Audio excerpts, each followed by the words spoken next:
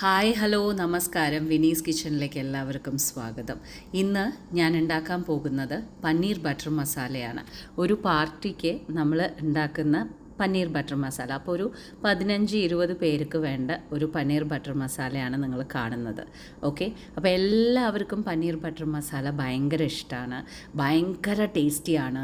അപ്പോൾ വീട്ടിലുണ്ടാക്കുന്ന സമയത്ത് കുട്ടികൾക്കൊക്കെ 2-3 ദിവസം വെച്ച് കഴിക്കാൻ ഭയങ്കര ഇഷ്ടമാണ്. അപ്പോൾ പനീർ ബട്ടർ മസാല എൻ്റെ സ്റ്റൈലിൽ എങ്ങനെയാണ് ഉണ്ടാക്കുക എന്നുള്ളതാണ് കാണുന്നത്. അപ്പോൾ ഒരു 15-20 പേർക്കായതുകൊണ്ട് തന്നെ ക്വാണ്ടിറ്റി ഇത്തിരി കൂടുതലാണ്. നിങ്ങൾ നിങ്ങളുടേതായിട്ടുള്ള രീതിയിൽ അഡ്ജസ്റ്റ് ചെയ്തിട്ട് ഉണ്ടാക്കിക്കോളും. അപ്പോൾ ഞാനിവിടെ എപ്പോഴും പ്രിഫർ ചെയ്യുന്നത് ഇങ്ങനെയുള്ള ബ്ലോക്ക് പനീറാണ്. അതായത് നമുക്ക് 2 രീതിയിൽ പനീർ വാങ്ങിക്കാൻ കിട്ടും. ഒന്ന് നമ്മൾ പാക്കറ്റിൽ ഇങ്ങനെ ക്യൂബ്സ് ആയിട്ടുള്ള രീതിയിൽ, പിന്നൊന്ന് ഫ്രഷ് ആയിട്ടുള്ള ബ്ലോക്ക് പനീർ വാങ്ങിക്കാൻ കിട്ടും. ഇങ്ങനെയുള്ള ബ്ലോക്ക് പനീർ വാങ്ങിച്ചു കഴിഞ്ഞിട്ടുണ്ടെങ്കിൽ ഭയങ്കര സോഫ്റ്റ് ആയിരിക്കും, റെസ്റ്റോറൻറ്റിൻ്റെ ആ ഒരു ഫീല് കിട്ടും. അതിനെ ഉപ്പ് വെള്ളത്തിലാണ് ഇടുന്നത്. കുറച്ച് വെള്ളം എടുക്കുക, എന്നിട്ട് അതിലേക്ക് സാധാരണ ഉപ്പിടുക, എന്നിട്ട് ഈ ബ്ലോക്കിൽ അതിനെ ക്യൂബ്സ് ആക്കിയിട്ട് അതിലേക്ക് ഇടുക. അതൊരു 5-6 മണിക്കൂർ കുതിർന്നിരിക്കട്ടെ. ഓക്കെ, അപ്പോൾ അതാണ് ആദ്യത്തെ സ്റ്റെപ്പ് എന്ന് പറയണത്. ഇനി നമ്മൾ ചെയ്യാൻ പോകുന്നത് മസാല ഉണ്ടാക്കുകയാണ്. അപ്പോൾ മസാല പൊടികൾ എന്തൊക്കെ വേണം നോക്കുകയാണെങ്കിൽ മഞ്ഞൾപ്പൊടി, മുളക് പൊടി, കാശ്മീരി മുളക് പൊടിയാണ് യൂസ് ചെയ്യണത്. ഇവിടെ നമ്മൾ ആർട്ടിഫിഷ്യൽ കളർ യൂസ് ചെയ്യുന്നില്ല. അപ്പോൾ വീട്ടിലുണ്ടാക്കുന്ന സാധനം ആയതുകൊണ്ട് തന്നെ കാശ്മീരി മുളക് പൊടിക്ക് എന്താണോ കളർ വരുന്നത് അത് തന്നെയാണ് കളറ് വരാൻ പോകുന്നത്. അപ്പോൾ നമ്മളിവിടെ മുളക് പൊടി, മഞ്ഞൾപ്പൊടി, മല്ലിപ്പൊടി ആണ് യൂസ് ചെയ്യുന്നത്. പിന്നെ നമ്മൾ ഇതിലേക്ക് യൂസ് ചെയ്യുന്നത് എന്താണെന്ന് വെച്ചാൽ തൈരാണ്. ഓക്കെ, പുളിക്കാത്ത തൈര് വേണം നമ്മൾ യൂസ് ചെയ്യണത്. അപ്പോൾ ഞാനിവിടെ കട്ടിയായിട്ടുള്ള പുളിക്കാത്ത തൈരും കൂടിയിട്ട് ഒഴിച്ചിട്ട് ഇതിനെ നല്ല പോലെ പേസ്റ്റ് പോലെ ആക്കിയിട്ട് എടുക്കണം നമ്മൾ. അപ്പോൾ ആ പേസ്റ്റിന് കാശ്മീരി ചില്ലിയിൽ എന്ത് കളറാണോ വരുന്നത് അത് തന്നെയായിരിക്കും നമ്മുടെ പനീർ ബട്ടർ മസാലയുടെ കളറ്. അതല്ലാതെ വേറൊരു കളറ് നമ്മൾ ആഡ് ചെയ്യുന്നില്ല. ഇനി നമുക്ക് മസാല ഉണ്ടാക്കാം. ഓക്കെ, പനീർ ബട്ടർ മസാലയുടെ എന്താ പറയുക, ഓൾ ഗ്രേവി എന്നാണ് ഇതിനെ അറിയപ്പെടുന്നത്. അപ്പോൾ ഇത് തന്നെയാണ് ബട്ടർ ചിക്കനും, ഇത് തന്നെയാണ് പല മസാലകളും ബേസിക് ഗ്രേവി ഇതാണ്. അപ്പോൾ ഇനി നമ്മൾ നെയ്യാണ് ഒഴിച്ചു കൊടുക്കുന്നത്. ഇതിലേക്ക് വയനയില, അതേമാതിരി തന്നെ ഗ്രാമ്പു, ഏലക്ക, ഇതെല്ലാം കൂടി ഇട്ടിട്ട് നന്നായിട്ടൊന്ന് വഴറ്റി കൊടുക്കുക. നന്നായിട്ടൊന്ന് വഴറ്റി കൊടുത്തതിന് ശേഷം ഇനി നമ്മൾ ഇതിലേക്ക് ആഡ് ചെയ്യാൻ പോകുന്നത് പച്ചമുളക്, ഇഞ്ചി, വെളുത്തുള്ളി ഒക്കെ നന്നായി വെന്ത് നമ്മൾ അരയ്ക്കും. അപ്പോൾ ആ ഒരു സ്മൂത്ത് ടെക്സ്ചർ നമുക്ക് വേണമല്ലോ. അപ്പോൾ അതിനുള്ള ഗ്രേവിയാണ്, ബേസ് ഗ്രേവിയാണ് നമ്മൾ ഉണ്ടാക്കുന്നത്. അപ്പോൾ ഇതെല്ലാം കൂടിയിട്ട് നല്ല പോലെ ഒന്ന് വഴറ്റി കൊടുക്കുക. ഇനി നമ്മളിതിലേക്ക് ചോപ്പ് ചെയ്തിട്ടുള്ള സവോളയാണ് ആഡ് ചെയ്യുന്നത്. സവോള കുറച്ചും പിന്നെ തക്കാളി കൂടുതലും, ഇങ്ങനെ ആയിരിക്കണം കോമ്പിനേഷൻ. അപ്പോൾ നല്ല പോലെ സവോള ചോപ്പ് ചെയ്തതും കൂടിയിട്ട് നന്നായിട്ടൊന്ന് ഇളക്കി കൊടുക്കുക. ഒന്നും ബ്രൗൺ ആവണ്ട, ഒക്കെ ഒന്ന് സ്മൂത്ത് ആയിട്ടുള്ള ഒരു ട്രാൻസ്പെറൻറ്റ് കളർ ആയാൽ മതി. ഞാൻ ഇവിടെ അടുത്തത് തക്കാളി ഇട്ട് കൊടുക്കുന്നുണ്ട്. ഞാൻ പറഞ്ഞ പോലെ തന്നെ തക്കാളി കൂടുതലും മറ്റേ സവോള കമ്മിയുമാണ്. അപ്പോൾ തക്കാളി ഞാൻ ഇട്ട് കൊടുത്തിട്ടുണ്ട്. ഇനി ഇത്, അതായത് നമ്മൾ ആപ്പിൾ തക്കാളിയാണ് ഇടുന്നത്, ഒരിക്കലും പുളിച്ച തക്കാളി ഇടരുതട്ടുള്ളൂ. ഇത് നല്ല പോലെ ഒന്ന് വഴറ്റി കൊടുക്കുക. എന്നിട്ട് നമ്മൾ ഉണ്ടാക്കി വെച്ചിട്ടുള്ള നമ്മുടെ മസാല ഉണ്ടല്ലോ, അതിനെ കംപ്ലീറ്റ് ആയിട്ട് അതിലേക്ക് ആക്കിയിട്ട് നല്ല പോലെ ഒന്ന് ഇളക്കുക. ഇപ്പം തന്നെ നിങ്ങൾക്കറിയാം ആ ഒരു ഫ്ലേവറും ആ ഒരു എന്താ പറയുക കളറും വന്നിട്ടുണ്ടാവും. ഇതാണ് നമ്മളുടെ കാശ്മീരി ചില്ലി പൗഡറിൻ്റെ ആ ഒരു പ്രത്യേകത എന്ന് പറയണത്. എരിവ് അത്രയ്ക്ക് കാണിക്കൂല്ല, എന്നാലോ കളറിന് നമുക്ക് കളറ് കാണുകയും ചെയ്യും. ഓക്കെ, ഇത് നല്ല പോലെ ആവട്ടെ. ഇനി ലേശം നമുക്ക് ഉപ്പിട്ട് കൊടുക്കാം. ഉപ്പിട്ട് കൊടുത്തു കഴിഞ്ഞതിന് ശേഷം ഇനി അത് നന്നായി തിളയ്ക്കുമ്പോൾ നമ്മൾ അണ്ടിപ്പരിപ്പാണ് അതിലേക്ക് ഇട്ട് കൊടുക്കുന്നത്.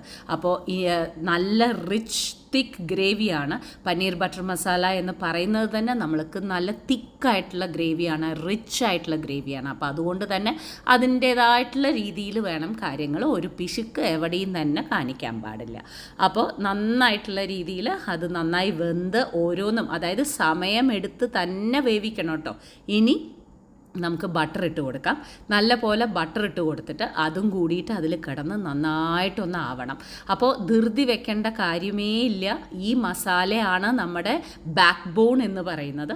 അതുകൊണ്ട് തന്നെ നമ്മൾ സമയമെടുത്ത്, ഇപ്പം നമ്മൾക്ക് അത് നോക്കിയാൽ, സൈഡ് നോക്കിയാൽ അറിയാം എത്രത്തോളം ചുരുങ്ങി വന്നിട്ടുണ്ട് എന്നുള്ളത്. നമ്മൾ ആ ബേസ് ഗ്രേവിക്ക് നമ്മൾ ഇമ്പോർട്ടൻസ് നമ്മൾ കൊടുക്കണം, അതുകൊണ്ടാണ്. അപ്പോൾ ഇനി ഇവിടെ നമ്മൾ ഇട്ട് കൊടുക്കുന്നത് ജീരകപ്പൊടിയും അതേമാതിരി തന്നെ നമ്മുടെ ഗരം മസാലയുമാണ് ഇട്ട് കൊടുക്കുന്നത്. ഇത് നേരത്തെ എന്തുകൊണ്ട് ഇട്ട് കൊടുത്തില്ല എന്ന് ചോദിച്ചു കഴിഞ്ഞാൽ അപ്പോൾ നമുക്കൊരു കുത്തൽ വരും. നേരെ മറിച്ച് ആ ഗ്രേവി വെന്തിട്ട് അതിൻ്റെ മുകളിൽ എണ്ണ തെളിയുന്ന സമയത്ത് ഈ മസാല ഇട്ട് കൊടുക്കുകയാണെന്നുണ്ടെങ്കിൽ ആ ഒരു മണം നന്നായിട്ട് എൻഹാൻസ് ചെയ്ത് നിൽക്കും. അതിന് വേണ്ടിയിട്ടാണ്. ഓക്കെ, അപ്പോൾ നല്ല പോലെ വീണ്ടും നമ്മൾ ഇളക്കുന്നു. ഇനിയും കുക്ക് ചെയ്യാനുണ്ട്. ഇനിയും നമ്മുടെ ഗ്രേവി നല്ല പോലെ ഒഴിച്ച സംഭവങ്ങളൊക്കെ നമുക്ക് പുറത്തേക്ക് വരണം. ഓക്കെ, നല്ല പോലെ ഇളക്കി കൊടുക്കുക. ഇതാ ഇപ്പോൾ കണ്ടോ, നന്നായിട്ട് അതിൻ്റെ മസാല കംപ്ലീറ്റ് ആയിട്ടുള്ള രീതിയിലായിട്ടുണ്ട്.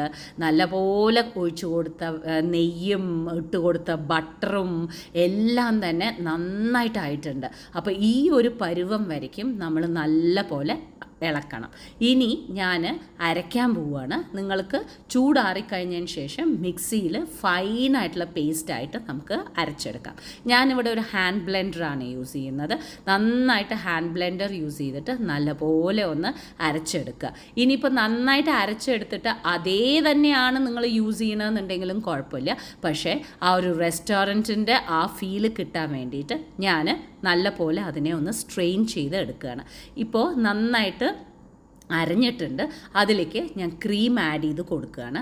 അപ്പോൾ നിങ്ങളും ഇതേപോലെ തന്നെ ഒന്ന് അരയ്ക്കുക, എന്നതിന് ശേഷം ക്രീം ആഡ് ചെയ്ത് കൊടുത്തിട്ട് വീണ്ടും അരയ്ക്കുക. ഓക്കെ, അപ്പോൾ നല്ല പോലെ ബ്ലെൻഡ് ആവണം. ആ ക്രീം ഇങ്ങനെ അരയണ സമയത്ത്, ക്രീം ഇടുന്ന സമയത്ത് എന്താവെന്ന് വെച്ചാൽ ആ ടെക്സ്ചർ വളരെ സൂപ്പർബായിട്ട് മാറും. നമുക്കത് നന്നായിട്ട് ഫീൽ ചെയ്യാൻ പറ്റും. അപ്പോൾ നന്നായിട്ട് ഒന്ന് ഇളക്കുക. ഹാൻഡ് ബ്ലെൻഡർ യൂസ് ചെയ്യുകയാണെങ്കിൽ എന്നെ പോലെ അപ്പോൾ ഇതുപോലെ അങ്ങോട്ട് യൂസ് ചെയ്തിട്ട് നല്ല പോലെ ഒന്ന് ബ്ലെൻഡ് ചെയ്ത് കൊടുക്കുക. ഇതൊക്കെ നല്ലോണം സമയമെടുത്ത് സമാധാനവും സാവകാശവുമായിട്ടുള്ള രീതിയിൽ തന്നെ നിങ്ങൾ ചെയ്തെടുക്കണം. ഞാൻ പറഞ്ഞ മാതിരി ഇതേപോലെ നിങ്ങൾക്ക് ഗ്രേവി വിടുകയാണെങ്കിൽ നിങ്ങൾക്ക് വിടാം, കുഴപ്പമില്ല. പക്ഷേ ഞാനിവിടെ സ്ട്രെയിൻ ചെയ്യാണ്. സ്ട്രെയിൻ ചെയ്ത് വീണ്ടും ആ വരുന്ന ആ ഒരു ബാക്കി ഉണ്ടല്ലോ, അതിനെ ഞാൻ വീണ്ടും അരച്ചിട്ട് നന്നായിട്ട് മിക്സ് ആവുന്ന വരയ്ക്കും ഞാനത് ചെയ്യും. അപ്പോൾ സിൽക്കി സ്മൂത്ത് ആയിട്ടുള്ള രീതിയിൽ ഉള്ള നമ്മുടെ ആ ഒരു മസാല അവിടെ റെഡിയാക്കി വെക്കുകയാണ്. ഇനി നമ്മൾ എന്താ ചെയ്യേണ്ടതെന്ന് വെച്ചാൽ പനീർ ബട്ടർ മസാല എന്ന് പറയുന്നതിൻ്റെ മെയിനായിട്ടുള്ള സ്ട്രക്ചർ ആൻഡ് ഇത് നമ്മൾ ഉണ്ടാക്കി. ഇനിയാണ് നമ്മുടെ ഫിനിഷിങ് വരാൻ പോകുന്നത്. അതിന് വീണ്ടും നെയ്യ് ഒഴിക്കുന്നു. നെയ്യ് ഒഴിച്ചതിന് ശേഷം കുറച്ച് ഉള്ളി ചോപ്പ് ചെയ്തത് ഇട്ടിട്ട് ലേശം തക്കാളിയും കൂടി ഇട്ടിട്ട് നമ്മുടെ മഞ്ഞൾപ്പൊടിയും മുളക് പൊടിയും കൂടി ഇട്ടിട്ട് അതൊന്ന് വഴറ്റിയെടുക്കണം. ഇത് നിങ്ങൾ എന്തായാലും ചെയ്യണം. എന്നാൽ മാത്രമേ നിങ്ങൾക്ക് ആ പനീർ ബട്ടർ മസാലയുടെ ആക്ച്വൽ ആയിട്ടുള്ള രീതിയിലുള്ള ടേസ്റ്റ് നിങ്ങൾക്ക് വരുള്ളൂ. അപ്പോൾ ഈ കാശ്മീരി ചില്ലി നമ്മൾ ഇട്ട് കൊടുത്തിട്ട് ആ റെഡ്നെസ് വരുന്നതാണ് നമ്മളുടെ ആ മസാല. ഓൾറെഡി അത് ഓറഞ്ച് ആണല്ലോ, ആ ഓറഞ്ചിലൂടെ ഈ കാശ്മീരി മസാലയുടെ ആ ഒരു ഇതും കൂടി തട്ടണ സമയത്ത് ഉണ്ടാവുന്ന ആ വെന്ത് വരുന്ന സമയത്ത്, കാശ്മീരി മസാല വെന്ത് വരുന്ന സമയത്ത് ഉണ്ടാവുന്ന ഒരു ബ്രൈറ്റ്നെസ് ഉണ്ട്. ആ ബ്രൈറ്റ്നെസ് ഇതിൽ കൂടെ കലരുമ്പോൾ നന്നായിരിക്കും. ഇപ്പോൾ കണ്ടോ, ഞാൻ ആ ഗ്രേവി ഉണ്ടാക്കി വെച്ചിരിക്കുന്ന സിൽക്കി സ്മൂത്തായിട്ട് ഇപ്പോൾ അതിലേക്ക് ഇതിനെ അങ്ങോട്ട് ഒഴിച്ചങ്ങോട്ട് കൊടുക്കുക. അപ്പോൾ നമ്മൾ ഉണ്ടാക്കി വെച്ചിട്ടുള്ള നമ്മുടെ ബേസ് ഗ്രേവി എന്ന് പറയുന്നതിനെ ആ വഴറ്റി വെച്ചിരിക്കുന്ന സവോളയും തക്കാളിയും കൂടിയിട്ടുള്ള കാശ്മീരി മസാല ഇട്ട് കൊടുത്തിട്ടുള്ളതിലേക്ക് അങ്ങോട്ട് ഒഴിക്കുക. ഇപ്പം മനസ്സിലായോ ആ കളർ എന്താണ്, എങ്ങനെയാണ് റെസ്റ്റോറൻറ്റ്സിലൊക്കെ ഇങ്ങനെ സ്മൂത്തായിട്ടുള്ള രീതിയിൽ വരണേ എന്നുള്ളത്. ഇനിയും നമ്മൾ ബട്ടർ ഇട്ട് കൊടുക്കുകയാണ്. ഇപ്പോൾ നന്നായിട്ട് ആ ബട്ടർ ഇട്ട് കൊടുത്ത് അത് നല്ലപോലെ മിക്സ് ചെയ്ത് പിന്നെ നമ്മൾ ഇട്ട് കൊടുക്കുന്നത് പഞ്ചസാരയാണ്. ആ ഒരു സ്ലൈറ്റ് സ്വീറ്റ് ടെക്സ്ചർ വരാൻ വേണ്ടിയിട്ടാണ്. ഈ ഒരു സമയത്ത് നിങ്ങൾ ബട്ടർ ഇട്ട് കൊടുക്കുന്ന സമയത്ത് നിങ്ങളുടെ ഈ ഗ്രേവി ഉണ്ടല്ലോ ഷൈനിങ് ആവാൻ തുടങ്ങും.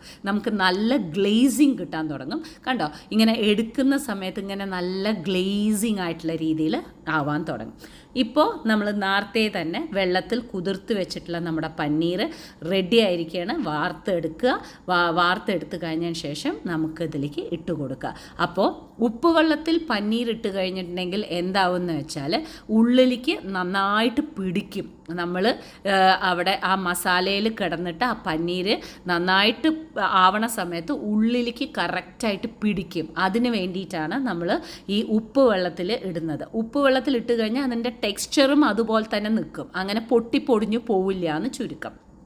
ഇനി നമ്മൾ കസൂരി മേത്തിയാണ് ഇട്ട് കൊടുക്കുന്നത്. കസൂരി മേത്തി നല്ലപോലെ കൈകൊണ്ടൊന്ന് ഞെരടുക. കൈകൊണ്ടൊന്ന് ഞെരടിയിട്ട് അതിനെ മുകളിലേക്ക് അങ്ങോട്ട് ഇട്ട് കൊടുക്കുക. മുകളിലേക്ക് അങ്ങോട്ട് ഇട്ട് കൊടുത്ത് ഇത് നന്നായിട്ട് ഇളക്കുന്നതോട് കൂടിയിട്ട് നമ്മുടെ paneer butter masala is ready മക്കളെ. അത്ര മാത്രമേ ഉള്ളൂ. അതായത് ഈ ഒരു ബേസ് ഗ്രേവിയാണ് ഇതിൻ്റെ എല്ലാം. ഓക്കെ, ബാക്കി ഒന്നും തന്നെയില്ല. ഇത് നന്നായിട്ടൊന്ന് കിടന്ന് തിളച്ച് കഴിഞ്ഞിട്ടുണ്ടെങ്കിൽ നമ്മുടെ പനീർ ബട്ടർ മസാല റെഡിയാവും. ഇനി ഒന്ന് നന്നായിട്ടൊന്ന് തിളച്ച് കഴിഞ്ഞിട്ടുണ്ടെങ്കിൽ നമ്മൾ വീണ്ടും ക്രീം ഒഴിച്ചിട്ട് ലാസ്റ്റ് ആൻഡ് ഫൈനലായിട്ട് അതിനെ വിടുകയാണ്. അതായത് 2 ട്രിപ്പായിട്ടാണ് നമ്മൾ കുക്കിംഗ് ക്രീം ഒഴിച്ചു കൊടുക്കുന്നത്. അതായത് ആദ്യം അരയ്ക്കുമ്പോഴും ഒഴിച്ചു കൊടുക്കും, പിന്നെ ലാസ്റ്റ് അവസാനവും ഒഴിച്ചു കൊടുക്കും. ഇതാണ് എൻ്റെ മെത്തേഡിലുള്ള പനീർ ബട്ടർ മസാല.